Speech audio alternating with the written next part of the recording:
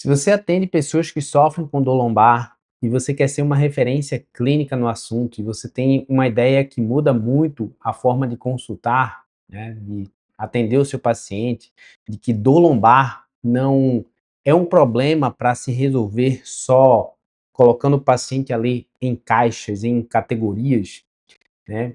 Você entende que a classificação clássica da dor lombar, ela ajuda claramente, mas que ela acaba sendo muito superficial, né? Aqui nesse vídeo eu vou falar sobre o que acabou de ser publicado, né? Dois grandes estudos que eu quero mostrar aqui para você, né? Esse primeiro estudo, que é Recent Highlights in Low Back Pain Research, né? Parte 1, e a gente também tem aqui a parte 2. Eu vou deixar esses dois estudos aqui disponíveis para você ler, baixar, né, como queira. Antes de mais nada, não esqueça, se você é fisioterapeuta, profissional de saúde, profissional do movimento que lida com pessoas com dor lombar diariamente, não esqueça de curtir aqui esse vídeo, de se inscrever aqui no canal. Vou trazer um pouco mais de conteúdos com mais constância aqui para o canal específico, tá? Então, essa classificação clássica da dor lombar, né, que é aquela divisão entre lombalgia ou dor lombar inespecífica, né, síndrome radicular ou pacientes com dores radiculares e pacientes com patologia grave. Essa classificação clássica, ela organiza o seu raciocínio clínico, é um começo. O problema é achar que essa classificação clássica, ela resolve os casos de pacientes que você tem aí com dor lombar. E não resolve. Na prática, muita consulta ruim acontece porque o profissional, ele decora, às vezes, diretrizes, ou até ele fica decorando aquilo que ele aprendeu em diversos cursos, mas ele não entende o contexto por inteiro. E contexto dentro do assunto do lombar, dentro desse mundo, muda bastante o valor das hipóteses que o clínico tem. O que parece raro no consultório pode ficar bem mais provável numa emergência ou até mesmo dentro de um ambiente hospitalar. E isso muda o peso dos sinais que você encontra dependendo ali do contexto e do local, obviamente. Então, o artigo, por exemplo, o primeiro artigo aqui, que ele fala sobre diagnóstico, né? Diagnóstico e prognóstico, ele bate muito nessa tecla. Então, não basta saber o nome da red flag. Você precisa ali entender em que cenário essa red flag ela apareceu e com quem, ou seja, qual foi o paciente que apresentou essa red flag. E aqui nesse artigo entra um conceito simples e que é um conceito muito útil, que é um conceito que a gente chama de case mix. Né? Case mix é o perfil de pacientes que costuma aparecer naquele ambiente, né? Seja um ambiente hospitalar, um ambiente ambulatorial, enfim. Então, pensa assim, fratura vertebral, ela é rara na atenção primária, ou seja, no ambulatório, no consultório, né, na clínica. No primeiro contato, ela pode ser mais comum, mas no hospital, na emergência, no internamento, você encontra mais trauma, né? Você encontra pacientes com mais fragilidade, com mais doença sistêmica.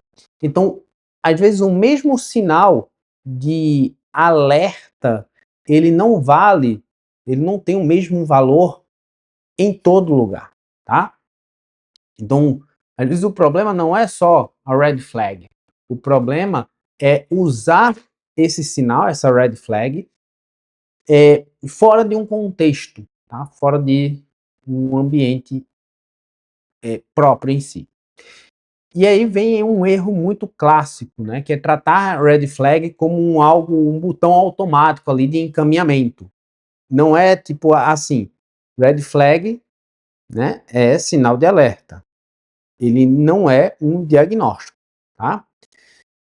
Então, o que quer dizer? Que um sinal isolado, na maioria das vezes, ajuda muito pouco.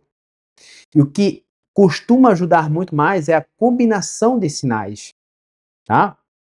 Então, sinal, mais história, mais o perfil do paciente, mais evolução do paciente. Então, ambos os artigos, né, os artigos em si, eles mostram isso de forma muito bem clara. Inclusive para condições graves, como fratura, malignidade, né, combinação, ela pesa mais do que você ter um sinal, uma pista ali muito solta. Outro ponto que muita gente deixa invisível ali é o grupo das causas não espinhais, e aqui entra um alerta muito importante. E isso é algo que é grave, porque quando o profissional ele só pensa que dor lombar é igual à coluna, o raciocínio clínico dele fica muito limitado, tá? Muito, mas muito limitado mesmo. Às vezes o problema pode estar no quadril, às vezes pode ser um problema renal, às vezes pode ser um problema gastrointestinal, às vezes é um problema vascular, e esse grupo ele pode ser urgente e ele pode ser não urgente. Então, um exemplo, uma pielonefrite, por exemplo, né, ela muda completamente sua decisão. Uma gastroenterite, ela pode não ser uma urgência, mas também ela não é um problema de coluna em si. Então, um raciocínio clínico, né, mais apurado em dor lombar, não é só você separar o que é grave da coluna, tá? É lembrar que nem toda dor lombar, ela vem da coluna em si. Então, vou te dar aqui 2 mini casos para isso ficar bem claro aqui. O primeiro caso aqui é um paciente com dor lombar, ele apresenta febre, ele tem mal-estar, ele tem uma piora progressiva, ele talvez tenha imunossuprimido, talvez com histórico histórico recente de infecção. E aí, se você olhar só amplitude de movimento e ficar aplicando aqui, nesse caso, testes ortopédicos, você vai perder um detalhe principal. Porque aqui, o componente sistêmico desse paciente acaba pesando muito. E todo detalhe é importante, né? Então, dentro do grupo patologia grave, nem tudo tem a mesma urgência. Tem coisa que vai pedir ali um encaminhamento imediato do paciente. Tem coisa que pede uma investigação rápida, mas não no mesmo nível de urgência. Então, um raciocínio clínico bom é esse. É tipo, nível de preocupação, velocidade de progressão dos sintomas e o risco que você tem de adiar uma decisão importante ali. Um segundo mini caso que eu quero te dar aqui nesse vídeo é um paciente que chega dizendo que ele tem uma dor lombar, mas na avaliação você percebe uma dor mais lateralizada, você percebe rigidez importante, você percebe uma limitação clara de rotação interna do quadril e um padrão que não fecha tão bem com coluna. Então, esse é o tipo de caso aqui que mostra por que a categoria, né, não espinhal precisa existir dentro da sua cabeça de clínico. Porque se você não examina, não pensa fora da caixa, não pensa além da lombar, você pode tratar o paciente por 3 semanas achando que o problema dele é coluna, que nunca, na verdade, foi coluna, tá? Nunca foi a principal fonte de dor ali do paciente. Então, até aqui, o que os artigos, em principal, o primeiro artigo, né, a parte 1, ele está dizendo, no fundo, é o seguinte: a diretriz ajuda, se você tem ferramenta também para avaliar, ajuda, se você tem um fluxograma no seu ambiente também ajuda, mas nada disso substitui o julgamento clínico. tá? Então, todas as ferramentas, fluxogramas, eles organizam o pensamento, mas eles não pensam no seu lugar, tá? E já que eu estou falando aqui de raciocínio clínico, eu quero abrir aqui um parêntese rápido. Se esse tipo de conteúdo, né, é mais clínico, para melhorar a sua capacidade de raciocínio clínico, faz sentido para você, eu tenho uma plataforma chamada Clubidor, né, uma plataforma, um programa de assinatura, e a gente dentro do Clubidor aprofunda exatamente esse tipo de decisão. A gente tem lá mais de 100 aulas sobre diversos temas de dor, sobre neurociência da dor, sobre tendinopatia glútea, sobre dor lombar em específico, exposição gradual, enfim, vários temas dolorosos que vão ampliar a sua capacidade de raciocínio clínico, o seu manejo, tá? Que isso não cabe aqui dentro de um vídeo inteiro aqui no YouTube, tá? Então, se você tem interesse em fazer parte do Clube Dor, abaixo aqui desse vídeo tem um link para você se tornar membro do Clube Dor, tá? Então, lá dentro a gente consegue desenvolver um pouco mais diversos temas dolorosos. Então, voltando para cá, tá? Depois que você faz, né, de uma triagem, né, depois que você faz uma triagem, entra uma parte aqui agora que muita gente subestima, que é o prognóstico e a reavaliação. Não basta você somente perguntar o que esse paciente tem. Você também precisa se perguntar como esse paciente tende a evoluir se eu conduzir bem ou se eu conduzir mal esse paciente.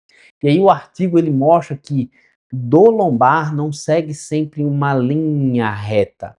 Tem gente que melhora rápido, tem gente que melhora e tem episódios de recaída, e tem gente que oscila dentro do processo de tratamento, assim como tem gente que está ali com dor há muito tempo e ainda assim pode melhorar. Então, o agudo e o crônico ajudam a descrever o tempo, mas eles não explicam bem a trajetória de dor desse paciente.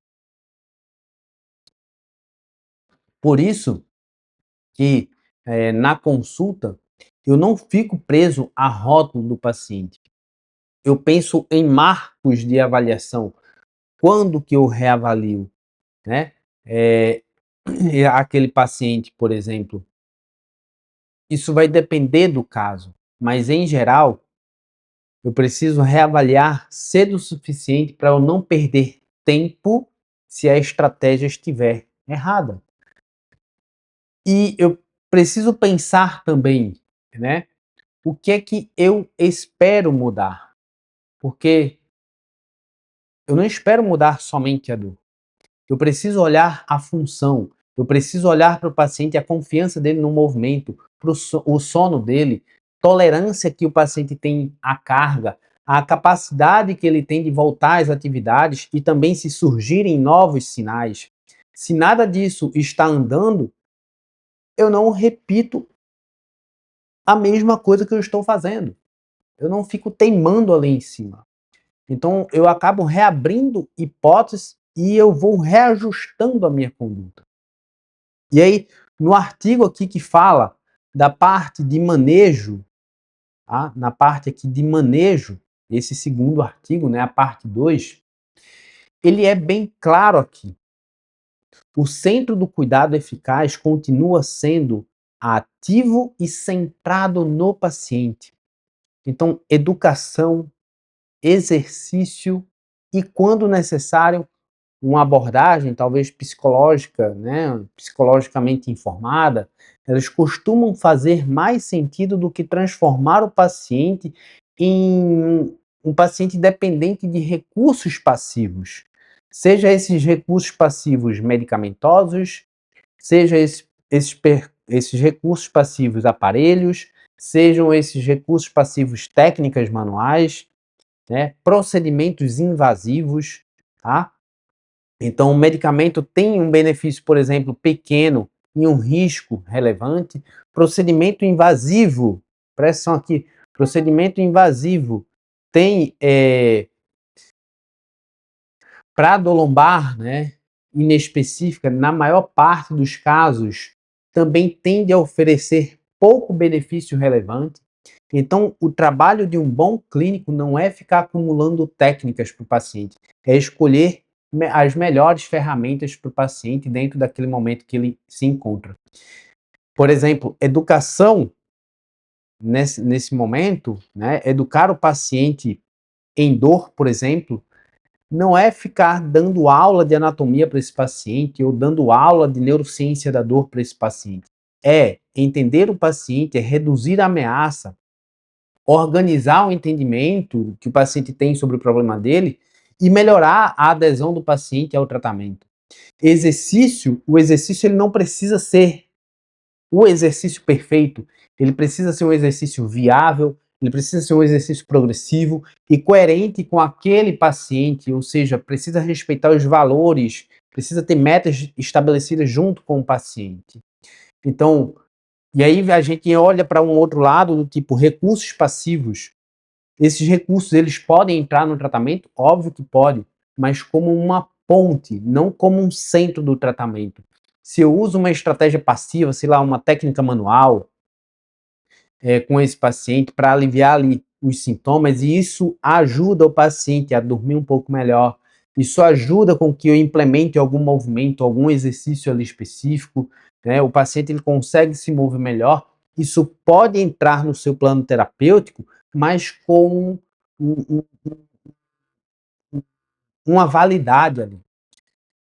Se eu uso isso como muleta permanente, provavelmente eu estou perdendo o principal ali, o paciente está cada vez ficando mais dependente de mim. Quando o paciente, por exemplo, ele tem medo, ele tem evitação, ele tem crenças irracionais, inadequadas sobre a coluna, ele tem uma baixa autoeficácia, ele tem um nível de sofrimento importante, tá? Isso assim não é um detalhezinho, tá? Isso são coisas importantes, porque isso muda a adesão do paciente, isso muda o desfecho do paciente, isso muda como que esse paciente vai ou não evoluir dentro do seu programa de tratamento. Então não faz sentido tratar isso como se fosse um extra, né? O paciente tem medo de movimento, o paciente que tem uma baixa autoeficácia. Isso não é um extra, isso entra no seu repertório de tratamento. Então, o próprio artigo da parte do manejo, ele reforça justamente o valor das abordagens psicologicamente informadas dentro de um cuidado multimodal, dentro de um cuidado que a gente pode, eu gosto muito mais do termo multidimensional do que multimodal, então multidimensional, centrado no paciente, ou interdisciplinar, muitas vezes, né? Às vezes a sua abordagem ela precisa ser multidimensional, mas talvez o paciente ele precisa de uma equipe interdisciplinar, ou seja, vários outros profissionais também atrelados ao programa de tratamento dele. Então, se eu tivesse aqui que resumir como eu conduziria amanhã na minha prática clínica, seria assim: eu usaria a classificação clássica só para abrir o meu raciocínio e não para encerrar o meu raciocínio clínico, para eu ter uma tomada de decisão clínica ali. Eu pensaria em um cenário e probabilidades antes de, por exemplo, supervalorizar uma red flag.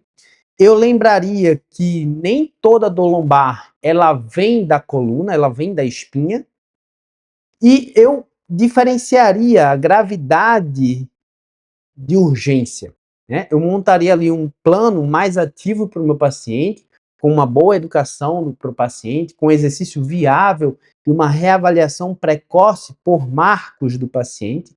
E se o paciente ele não estiver evoluindo, eu mudaria automaticamente a estratégia ao invés de ficar insistindo dentro do mesmo pacote, tá? Então, lembrando, ferramenta ajuda, diretriz ajuda, mas quem decide é você, o clínico, tá? Então, se você, quiser, né, comenta aqui embaixo uma coisa assim, qual red flag você acha que hoje a gente mais supervaloriza na nossa prática? Ou então assim, quais causas não espinhais você acha que os fisioterapeutas ou clínicos mais esquecem de avaliar ali na primeira consulta. Eu espero que você tenha gostado desse vídeo, né? Comenta aqui também o que é que você achou desse vídeo, se você gostou, se você não gostou, tá? Estou aqui para absorver críticas, se você tem algum tema em específico que quer que eu fale aqui na próxima vez. E não esqueça, ó, curte, se inscreve aqui no canal e compartilha também com outros colegas fisioterapeutas e médicos e profissionais do movimento, sei lá, profissional da educação física, psicólogo, para a gente cada vez mais construir um mundo onde os profissionais de fato conseguem ter uma melhor qualidade clínica para ajudar cada vez mais as pessoas que sofrem com dores na coluna ou qualquer outra dor crônica. Um abraço, tchau, tchau.